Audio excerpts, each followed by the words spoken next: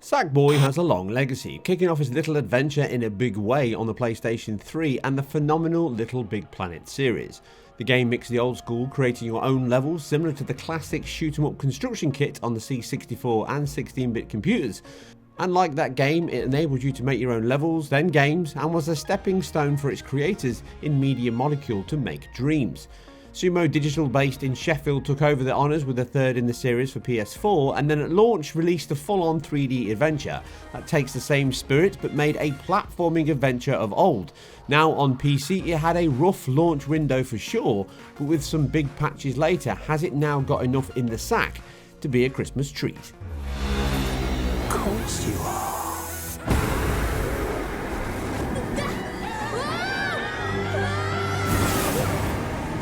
Let's start with the basics. The game was developed with Unreal Engine 4, and although a cross-generation title, it had some stark differences between the PS4 and PS5 versions. Namely, that 60 FPS target on all platforms as a baseline meant the PS4 only runs at 720p. The PS5 pushed many things harder: graphics, materials, effects, and resolutions, with it now running at 2880 by 1620 throughout. This is improved further with the engine's TAA helping improve quality of those incredible assets in the game. It certainly has a quintessential British feel and humour to it, and that stands out very well from well-known British voices and some of the most accomplished and dynamic music I've enjoyed since the days of Lucasfilm's revelatory iMuse system.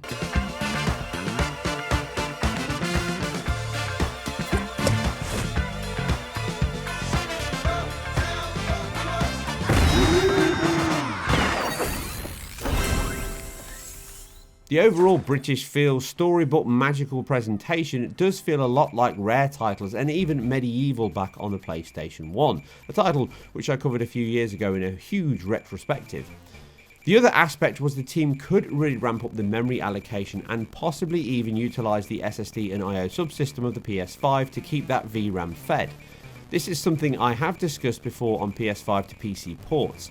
The split pools of RAM, dynamic heat buffers and other allocations, along with the increased CPU demands, can cause more issues and or work on the PC port. The really extreme of this is the Spider-Man ports at the moment. Being a UE4 game, it is only part of the problem, as the new rendering APIs in DirectX and Engine still has to work with the various API hardware drivers and overall PC spec, which can be a variety on the PC platform.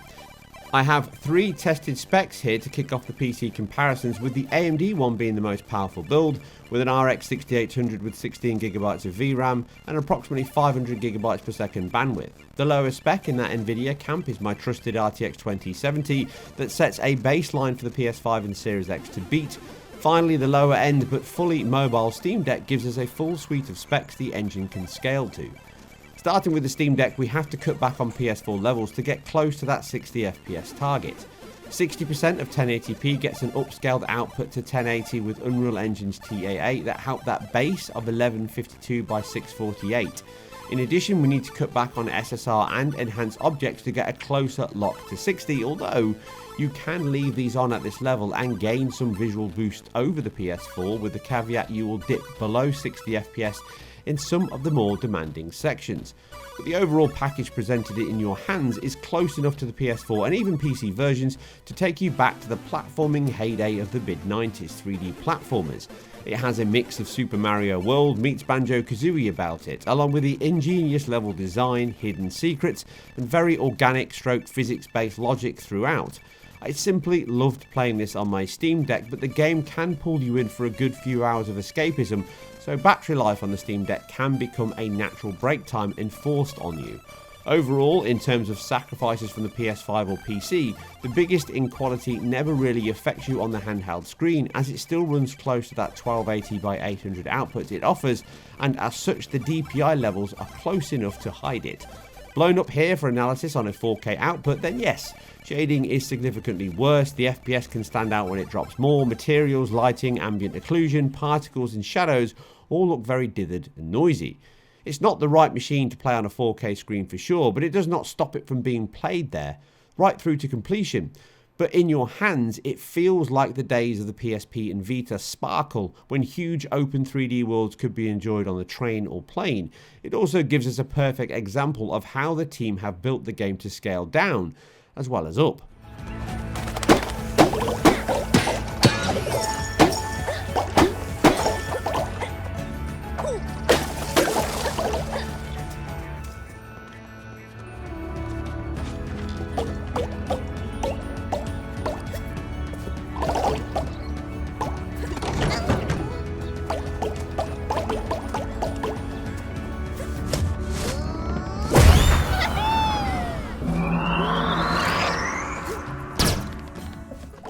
And for the big boy PC, you need a very capable GPU to achieve the same settings and resolution as the PS5 1620p. The caveat is it could be dynamic, but this is highly unlikely due to the 10 plus counts I took that never dropped below that level, the fact that the PC version does not support DRS, and even upscaling below the target output resolution forces ray trace reflections off, although the PS5 doesn't run these, but also the fact we can see a couple of GPU drops that align with the PC comparison in the RTX 2070. In short, that GPU is significantly under the PS5's level here, more than I would expect in fact, although DLSS is a saviour here for the RTX cards, or at least a necessity. PS5 settings are mostly the highest you can get on PC without any ray tracing features.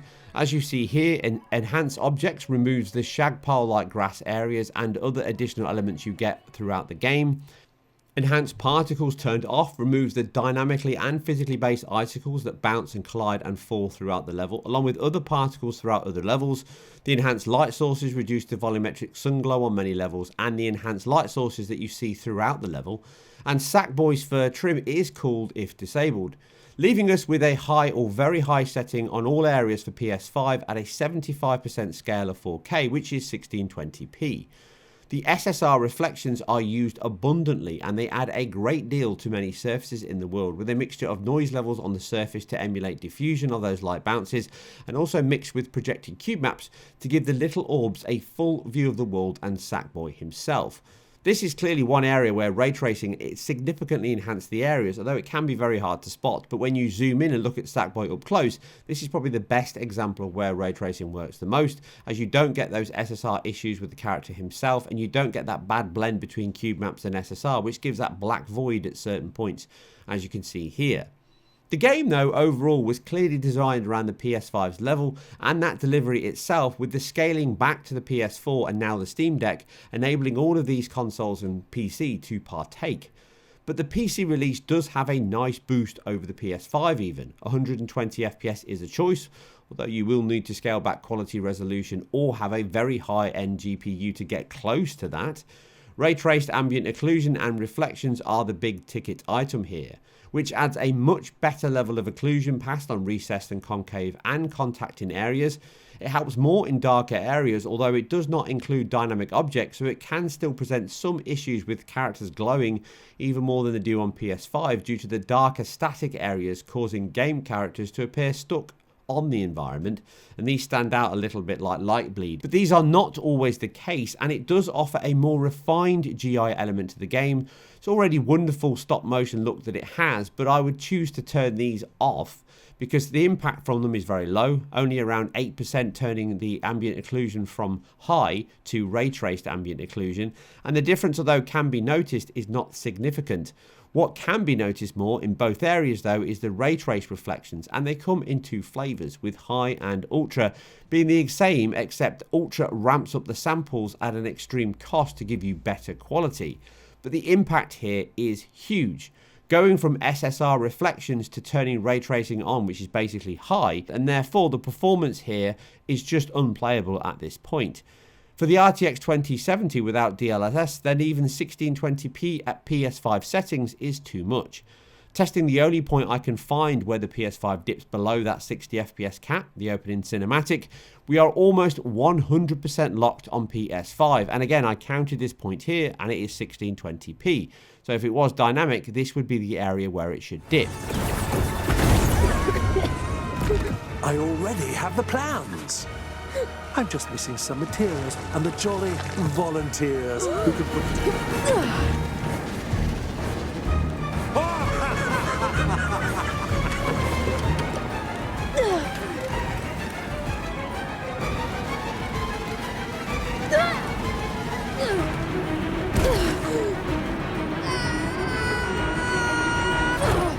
never gets close to that 60 FPS level on the RTX 2070, complete with an overclock over a stock 2070 card. It is often into the high 40s and at worst points 65% behind the PS5, with 34 FPS versus 56 on the PS5 here, which is limited by the assets, the lighting, the high quality depth of field, and I suspect fill rate bound here on both GPUs.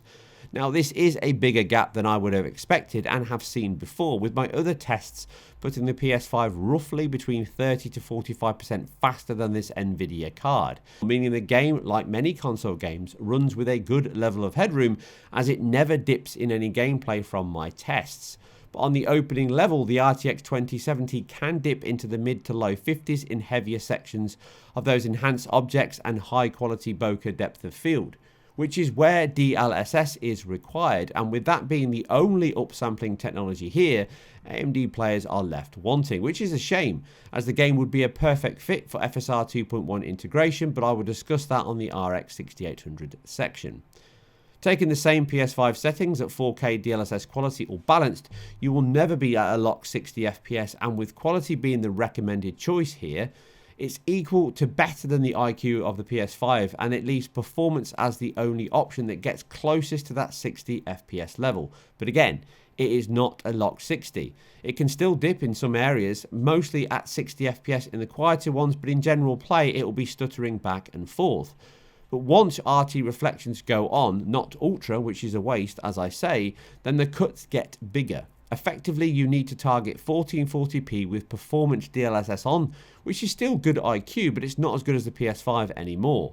The game will still dip on occasion below 60 FPS in action, but you can enjoy the benefit of those RT reflections. This again highlights the benefits of reconstruction upsampling technologies and why they will become more and more not only the norm, but also the required norm for years to come. This is reinforced by the AMD RX6800's test. As an example, this can run the game at a full 4K native resolution at the exact same settings as the PS5 at a fully locked 60 FPS, aside a few dips in the opening cinematic. But once you turn on any RT effects aside AO, you lose 75% of your performance, which only drops a staggering 94% further than that with ultra reflections, as I say. Now, the boost to the accuracy of materials, the micro facets of which the game extensively uses for weave, carpet and other assorted fabrics in the game is exceptional. Even a 4090 at 4K without DLSS would probably not run this at a locked 60 FPS. That said, I do love the stop motion effect the low FPS can give, which I think works impeccably with the art design and themes.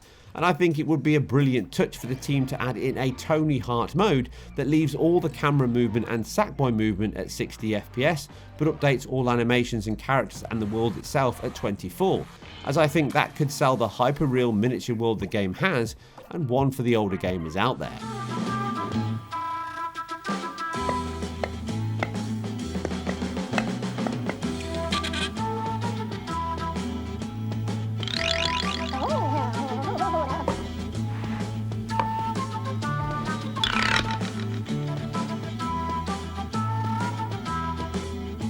All that said, the two real options for the AMD card to use here are FSR1 in the AMD driver to get you back to 4K, which is okay, but it's not a patch on 1620 or DLSS options, or run the game at 1080 Ultra RT or around 1440p at the high RT settings, which brings me back to FSR 2.1. For it to gain the traction and integration it needs to compete with DLSS, it needs to spread into more games, as many as possible, offering a much better use of the GPU performance to boost IQ and FPS with the ability to turn on these enhanced RT options. As it stands, the RTX 2070 performance is only just worse than the RX6800 at 1440p DLSS performance levels as the AMD card is at 1080p, which has GPU power to spare. The integration within the game's menu alongside DLSS would be a great addition, and it would help all PC owners, including the Steam Deck. If you don't have those options turned on, then running this even at 1620p with RT high gets you sub 60 FPS performance on the RX 6800, which doesn't feel right to play and certainly isn't what the team would have wanted. Now, with all the performance and visual quality covered, What issues do we still have on this PC port? It has two other main issues. The first one that many state is the only cause of game stutter is shader compilation pauses. The launch code I had was actually very bad. I'm not sure why it was actually launched at that level, but I had to leave it as I did not have time to do it due to other commitments, but it would have made a worse video with that issue alone. The team have addressed this with multiple patches since, and just this week they dropped another to reduce the continued stutters this shader compilation has. Now, they come when you play the game for the first time or update your driver. I have seen talk online that the game stuttering at the start and the high CPU use is them now front loading the compilation of shaders, which I'm sure is partially correct, but they are actually compiling these now as required, but much of this is still the loading and decompression of the assets into RAM to kick the game off. It happens every time you boot up for one. You can see the RAM increase here doubling on the VRAM allocation on my RX6800, and although it is reduced after the very first boot up, it even happens on a PlayStation 5. It also happens when you play through the game for the first time, even after the first few patches. The latest ones have almost fully resolved this, leaving it night and day to the launch code, but do expect a couple of stutters as you see here occasionally, and these are slightly worse with RT on, but once they are loaded for the first time for the shader compilation for each of those materials that need it, then it really is a pretty smooth sailing title. So I can confirm that most, if not all, of the shader compilation issues are now resolved as of December 2022 on this version, and it runs very smoothly indeed. That doesn't mean that there are no stutters. Which brings me to the other issue though that gets lumped into this as shader compilation, but it's not the same problem at all. This is again the same loading, stream of data, context switches I talk about all the time. It happens no matter how many times you play the game, and it is repeatable over and over again with these 60-80 millisecond spikes you can see here on the Steam Deck and on PC. In the open map you can run to an interaction point and it will trigger a possible load or stream. I assume the engine is trying to kick off a seek or a prep for data load here, and if you click it, you then jump into that world, you get a longer pause and then huge pauses as it loads. Now this also happens on PlayStation 5, and although these are not as bad as the game is just loading into the next map, they highlight the issue is a data streaming one which just carries over to the PC. You can even see it manifest in MIP streaming being late on PC with lower quality MIPs loading in during cinematics over PlayStation 5 and in the game.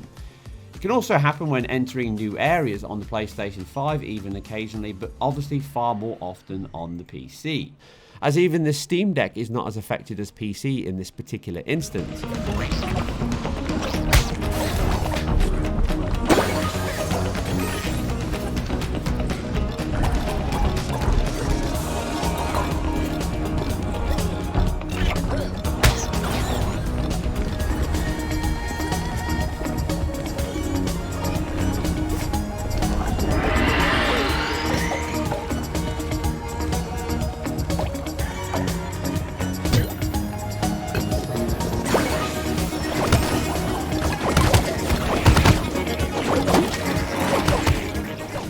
So wrapping up my final verdict. Again, these stutters and issues, they are infrequent and can also happen with checkpoints and finishing a level, and they remain a small niggle, and I hope Sumo can investigate these further. Maybe it's a threading issue, memory management, improving IO, or whatever the direct cause is.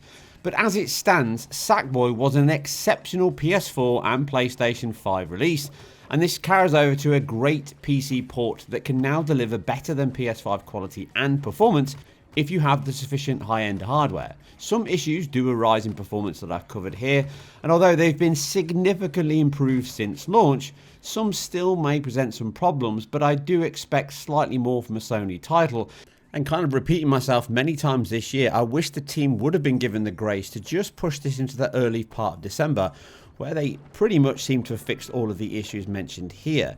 As the old saying goes, you never get a second chance to make a first impression, and that might sour a lot of people's view of the title. However, the fact is that SackBoy is one of the most creative, enjoyable and varied games I have played in years, really feeling like a love letter to the heydays of Rare, Sega and Nintendo's platforming golden years.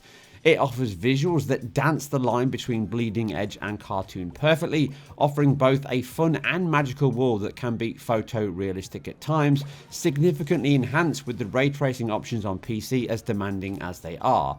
The variety of worlds, excellent use of the DualSense, and even DualShock 4 and an Xbox controller on PC all worked brilliantly, and with the DualSense or DualShock you can still use the tilt options for controlling platforms in the game.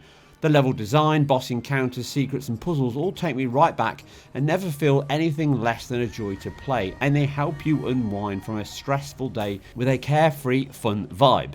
The music is astounding, and with many levels incorporating it right into the design and timings, to the full orchestra soundtrack of the main title of the variety of trance dance tunes that fit each world like a glove. I cannot stress how much I enjoyed the game on PlayStation 5, and even now I recommend it to all PC owners, and like I say, especially Steam Deck, as that just feels like the spiritual Vita we never got but always wanted.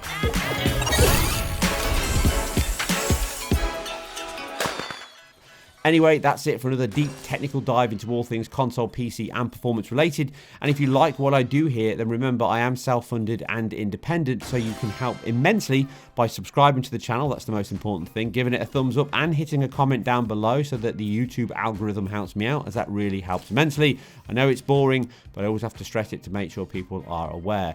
But I'll catch you very soon on the next one. But all that really matters is that you stop Vex. He can't be allowed to collect all the things he needs to finish his topsy-turver. And it starts by facing him at the top of this very mountain. So you better get going.